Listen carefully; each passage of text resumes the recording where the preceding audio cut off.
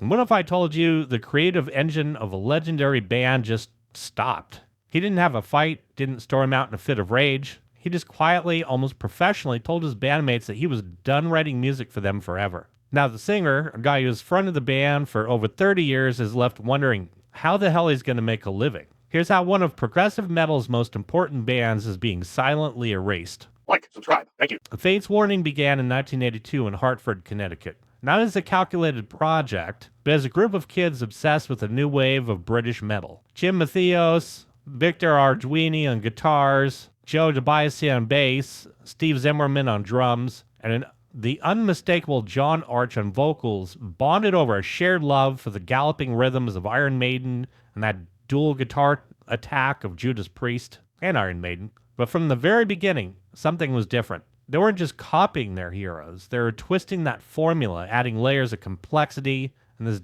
dark, almost literary sensibility to their songs. Their first album, 1984's Night on Bruken, wore its influences on its sleeve, but beneath that raw energy, the seeds of progressive metal were already planted. By their second album, The Spectre Within, in 1985, those seeds had started to sprout. Songs became longer, the arrangements were more intricate, and the lyrics moved from typical metal fantasy into more philosophical and symbolic territory. This was the album where they started to sound less like their influences and more like themselves. But it was their third album, 1986's Awaken the Guardian, that truly defined them. The record was a masterpiece of mythical, atmospheric metal. Arch's vocals soared to almost impossible heights, weaving complex melodies over Matheos' intricate, non-linear riffs. For a small, independent band on Metal Blade Records, it was a staggering achievement. It became the first album in the label's history to crack the Billboard 200 chart, a feat that should have launched them into the stratosphere. Instead, the band imploded.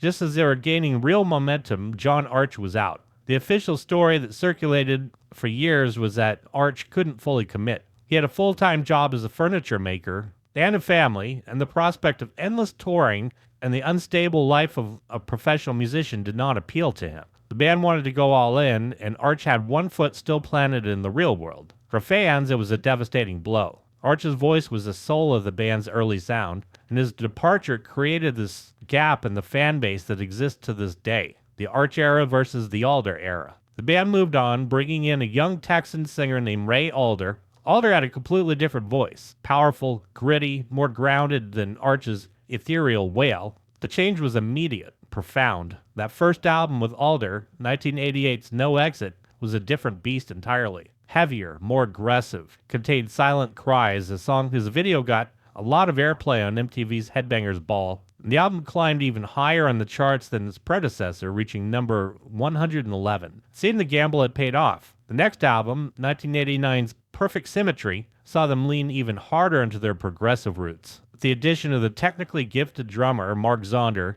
the music became a whirlwind of odd time signatures and complex rhythms, cementing their reputation as one of the big three of progressive metal, alongside Queensryche and Dream Theater. Their commercial peak came in '91 with the album Parallels. It was their most melodic and accessible work to date, with songs like Eye to Eye feeling tailor-made for rock radio. It was a huge success for the band and their label, and it put them on major tours, seemingly on the verge of breaking through to the mainstream. But behind the scenes, the success was tearing them apart. The pressure was immense. The constant touring was taking its toll. Guitarist Frank Oresti, who had been with the band since Awaken the Guardian, was the first casualty. He later admitted that the environment had become so toxic that it had no longer felt like a band to him. He fulfilled his touring obligations and then just walked away, exhausted by the internal strife. Not long after, original bassist Joe DiBiase also left, marking the end of the classic lineup. The band's response to the internal collapse and the pressure for another commercial hit was to retreat completely inward.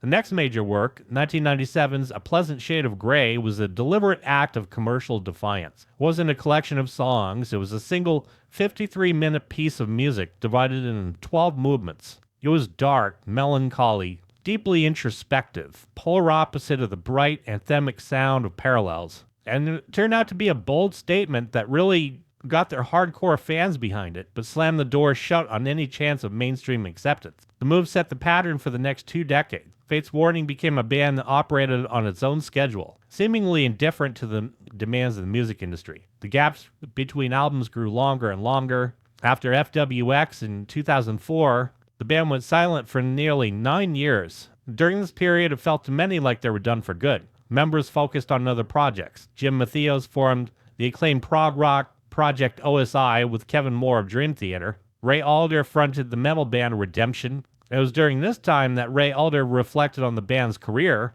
openly admitting that they had this lackadaisical attitude. He believed their habit of disappearing for years at a time cost them dearly. While bands like Dream Theater relentlessly toured and recorded, building a massive global fan base, Fates Warning would release a critically acclaimed album and then vanish, forcing their audience to move on. It was a pattern of what could be seen as self-sabotage, born from a desire to only make music when they are truly inspired. And then in 2013, they returned. Darkness in a Different Light broke the 9-year silence and was hailed as a powerful comeback. The lineup had solidified with the incredible rhythm section of bassist Joey Vera from Armored Saint and drummer Bobby Yarzovek, who played with Rob Halford and Halford, Cking. They followed it up in 2016 with Theories of Flight, an album many fans and critics considered one of the best of their entire career. It's complex and heavy and full of that emotional depth that had always been their trademark. Felt like Fates Warning was finally back on track, a stable and creatively firing unit. The 13th album, Long Day, Good Night, arrived in 2020,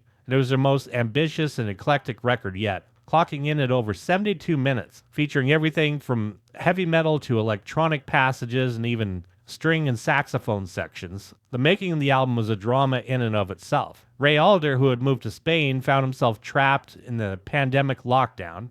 With a strict deadline to deliver his vocals to the mixer in the US, he had to find a way to get to a studio. So he stretched the lockdown rules a bit, finding a studio owner who was willing to open secretly so the album could be finished on time. And the title, in retrospect, felt prophetic. Shortly after the album's release, the quiet bomb dropped. Jim Matheos, the band's founder, sole constant member, and the creative force behind every note they had ever recorded, informed the band that he was done. He had no more music to write for Fates Warning. No blow-up or dramatic confrontation. In interviews, Ray Alder explained that Jim simply felt it would be dishonest to continue writing music for the band when his heart was no longer in it. After 40 years, he felt like he said everything he needed to say under the Fates Warning name. And for Ray, the news was a professional and personal earthquake. He said, "Music is my life. It's been my life since I was 16 years old. I can't just get a normal job." The band was his primary source of income, and with his creative engine shut down, the future was suddenly uncertain. He was forced to focus on his solo career, not as a side project, but as a means of survival. Officially, Fates Warning had not broke up. They remained friends, but the reality is that band as a creative entity is finished. The tour is a logistical nightmare. Bobby has a lucrative gig as the drummer for country music megastar George Strait, making it nearly impossible for him to commit to a long metal tour. Without new music, what's the point? The band helped invent a genre that survived lineup changes, internal turmoil, shifting tides of the music industry, has come to an end, not with a fiery explosion, but with this quiet, dignified, heartbreaking silence. But hey, you gotta give them credit. They chose art over commerce, even when it cost them everything. You know, it's funny when I hear about these musicians who cry that they cannot just get a normal job. Yeah, having to work shifts, having a boss, having to do all this stuff that's, outside of music, outside of your interests. But hey, some of us have to do it.